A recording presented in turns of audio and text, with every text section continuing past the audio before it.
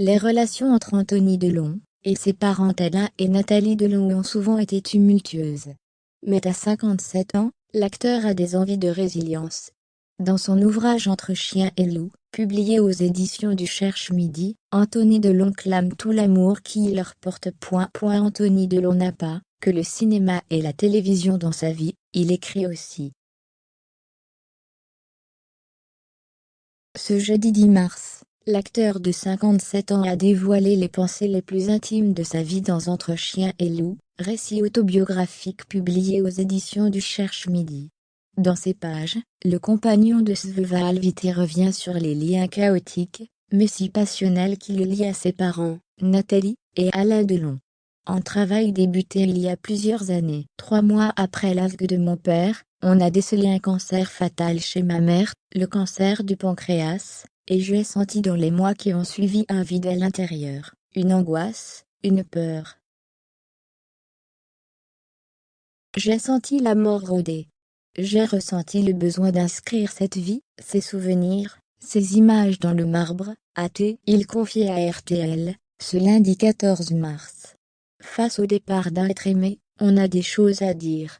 C'est important de mettre les choses à plat, de dire je t'aime, je ne t'en veux plus, ou de dire pardon. Ce sont des choses importantes.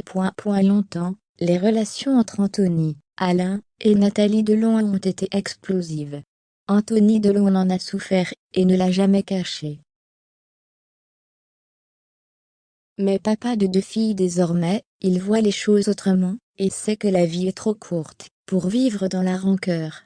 S'il évoque sans tabou les querelles familiales, et les conséquences qu'elles ont eues sur lui, c'est dans le seul but de repartir à zéro. Ce livre n'est pas un règlement de compte.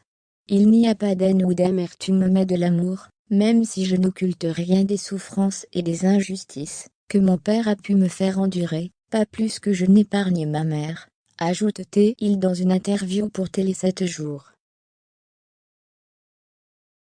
Aujourd'hui, lui et moi avons pris du recul.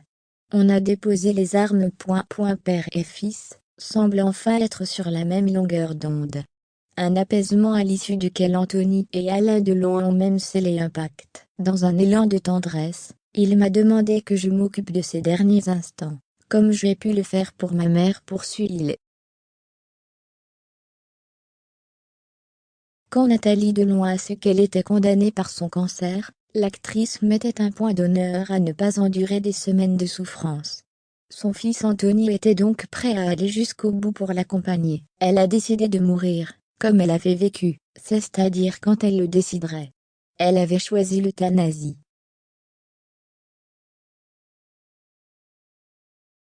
Heureusement, on n'a pas eu recours à ce procédé. Je dis heureusement parce que tout était prêt. On avait la personne, tout était prêt.